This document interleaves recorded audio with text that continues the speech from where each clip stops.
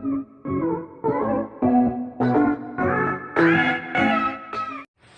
mga ka-PM! Welcome back to my channel, and for today's video, I have recreated Zhavia's look.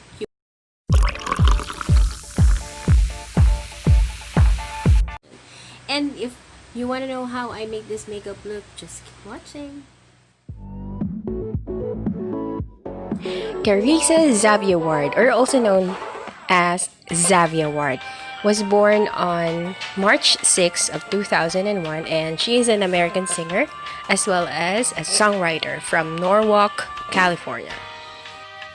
She rose to fame after competing in singing reality television show The Four, Battle for Stardom, which premiered on Fox on January 4 of 2018, where she was one of the 4 finalists. And then, last May of 2018, Ward signed a deal with Columbia Records, and she was featured on Diplo and Lil Pump's single, Welcome to the Party.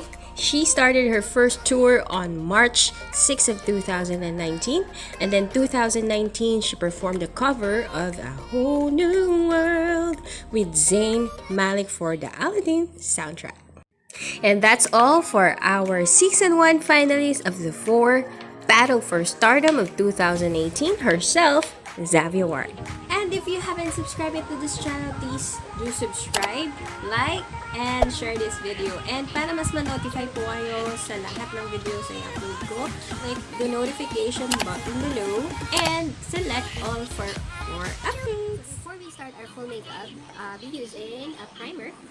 It's actually a 3-in-1 facial cream already, and it's a new one that I just recently used. I bought an IY facial cream, and sabi dito kaya siya 3-in-1 because it whitens your skin, and you can actually use it as a makeup base, kagaya ng gagawin natin today.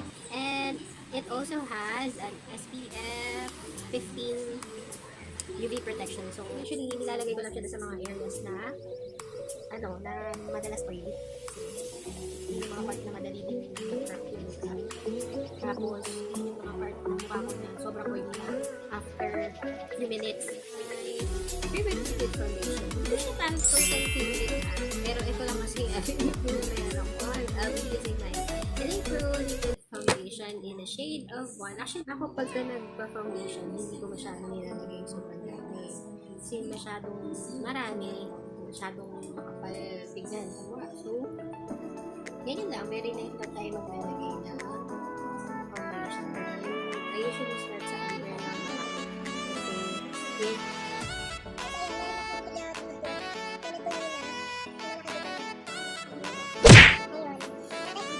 this it actually covers my imperfections, pimple marks, parang concealer.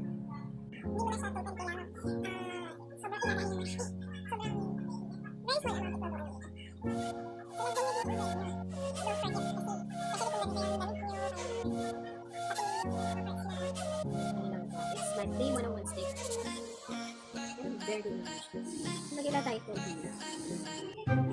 Triangle, inverted triangle.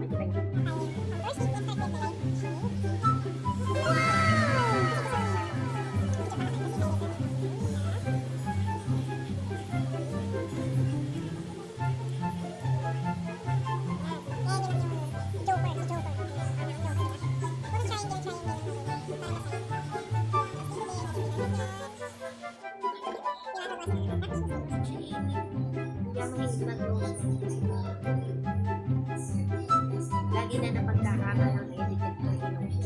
So, mas parang pansin ko na parang magic. Mas ano siya. Naging mukha siyang matangos na ewa. Kaya pagkakamala niya ng hindi ako nakakakilala sa akin. Uy!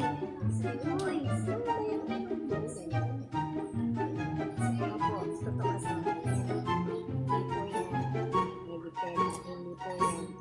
at hindi po ako nag-expect.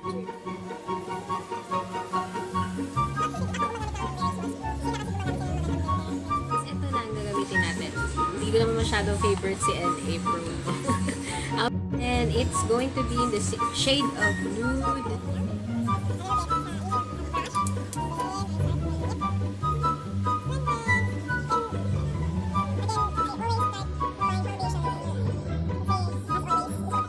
Kasi mahilig tayo sa ganyan, baking. Hindi ko naman pakita kasi medyo crack-crack na yung aking foundation. But this one is in the shade of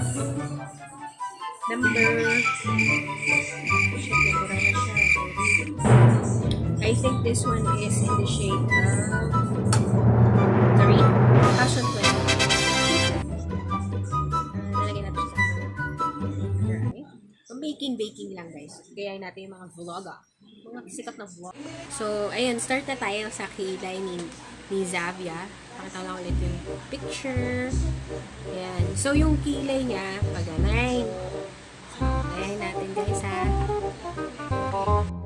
So, medyo gusto ko gamitin. Doon sa picture, shows that yung kilay niya medyo dark to color na ginamit niya. Color ng my kilay. And this one is for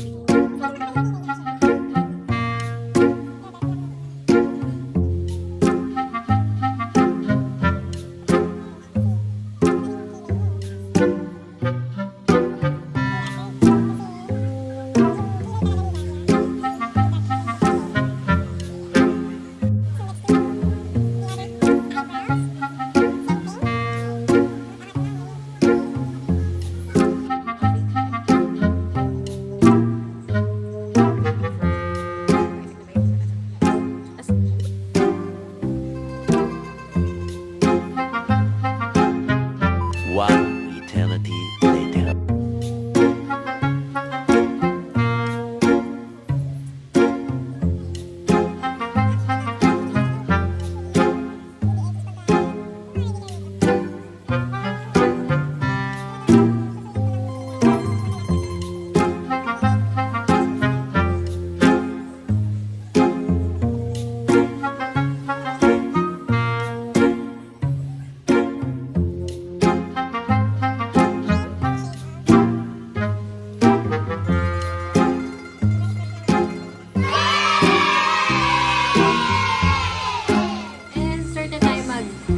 eyeshadow. So I'll be using this gift from a friend of mine. And this is an Anastasia Beverly Hills Modern Venus. Real Gar for the base. And then yung pinaka pang shadowing natin is itong shade ng Cypress Umber. And then highlight natin siya using Primavera. And I'll be shading it with some of Vermeer. And sama ko na rin tong antique bronze. So yung mga shade na yun na nabanggit ko yung for this eyeshadow.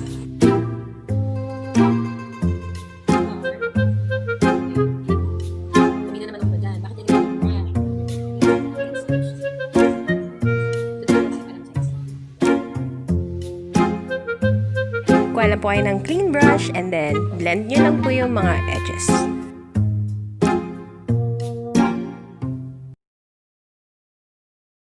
Shoutout na rin po sa kiki.ph store for the soft brushes that we use for this vlog. And for this one, para maka-add po tayo ng highlight, let's put orange eyeshadow.